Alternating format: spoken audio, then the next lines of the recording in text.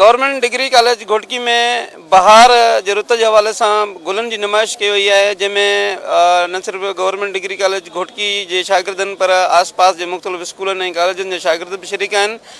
हिन कॉलेज के उस्तादन ऐं ॿिया जेके हिन नुमाइश में शरीक आहिनि उन्हनि सां ॻाल्हि ॿोल कयूं था। सभिनी इदारनि खे अहिड़ियूं काविशूं करणु घुरिजनि। हिते अची ॾाढी ख़ुशी थी आहे। जश्न ॿारहं मल्हाइण ते डॉक्टर अब्दुल कादिर चाचर साहब ऐं उनजी पूरी टीम खे मुबारकूं। गवर्नमेंट डिग्री कॉलेज घोटकी के प्रिंसिपल डॉक्टर अब्दुल कादिर चाचर साहब जन सां मौजूद हैं। में असांजे कॉलेज जे शागिर्दनि भरपूर नमूने सां हिस्सो वरितो आहे। असां शहर घोटकी जे शहर ऐं उन आसपास जा जेका भी प्राइवेट स्कूल आहिनि, सरकारी स्कूल आहिनि, उन्हनि खे बि दावत ॾिनी आहे। उन्हनि जा बि ॿार अचनि था, उहे विज़िट करे वञनि था ऐं गुल जेका असांजा ॾिसी करे ॿार असांजो ॾाढो ख़ुशि आहे। असांजी जेको आहे उन्हनि जा जेका पेरेंट्स अचनि था, प्राइवेट स्कूलनि जा जेका ॿार अचनि था, उहे तमामु घणी ख़ुशी महसूसु करे रहिया आहिनि ऐं आउं बि ॾाढी ख़ुशी महसूसु करे रहियो आहियां, छो जो आउं चाहियां थो त हिन गवर्नमेंट डिग्री कॉलेज घोटकी जे ॿारनि खे असीं उहो सुठो माहौल ॾियूं जेको कंहिं कैडेट कॉलेज में ॿारनि खे माहौल जेको आहे मुयसरु हूंदो आहे। ऐं मुख़्तलिफ़ इदारनि जा ऐं मुख़्तलिफ़ कॉलेजनि जा ऐं मुख़्तलिफ़ प्राइवेट स्कूलनि जा शागिर्द हिते आया आहिनि ऐं असांखे तमामु ॾाढी ख़ुशी थी थिए। असां हिते ॾाढो इंजॉय था कयूं, असांखे ॾाढो हिते माना मज़ो थो अचे। मुख़्तलिफ़ स्कूलनि जा ॿार उहे बि अचनि था, उहे इंजॉय करनि था। बहितरीनु जेका माना ज़बरदस्त गुल आहिनि हिते ऐं ॾाढो इंजॉय था कयूं। कॉलेज में फर्स्ट टाइम जेको आहे गुलनि जी नुमाइश जश्न बहार जंहिंसां बहार जी आमद था कयूं, त बहार खे असां वेलकम था कयूं, ख़ुशि आमदीद।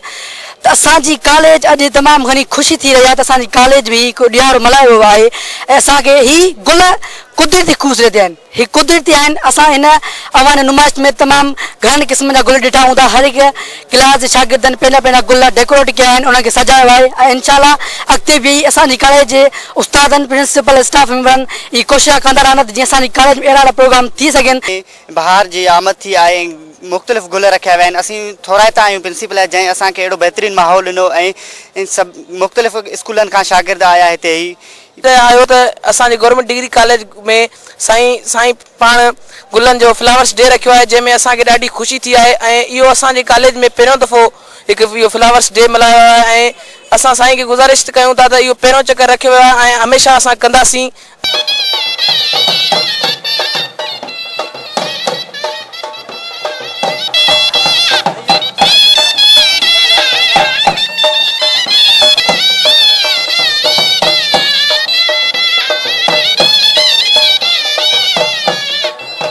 वधी चढ़ी करे हिस्सो वठी सघंदो। जहिड़े तरीक़े सां ॿार घर जी सूंह हूंदा आहिनि, अहिड़े तरीक़े सां शागिर्द कॉलेज जी सूंह हूंदा आहिनि, त वरी साॻे तरीक़े सां गुल जेके आहिनि उहे वरी बाग़नि जी सूंह हूंदा आहिनि ऐं गुल जेको हूंदो आहे उहो सभिनी खे अज़ीज़ हूंदो आहे। ऐं ख़ासि करे सभिनी खे हिकिड़ी इहा गुज़ारिश इहा बि हूंदी आहे असांजी शागिर्दनि खे त गुल जेके हूंदा आहिनि उहे सिंघण जे लाइ हूंदा आहिनि, गुल जेके हूंदा आहिनि उहे ॾिसण जे लाइ हूंदा आहिनि, न की उहे पटण जे लाइ हूंदा आहिनि। जाओ सामे जाओ मारा गीत सुने पाके रोतो होसे, मारे जानी अड़े खाने जाओ सामे जाओ मारा गीत सुने पाके रोतो होसे, बेटो हुसे हो मांडो तारे मारा टेम टेड़ा हुसे थारे, सुखी हुसे गलाली लाली जेड़ो हालत जेड़ो मवाली, थोड़ा उए न जाए हसाओ सामे जाओ मारा गीत सुने पाके रोतो होसे।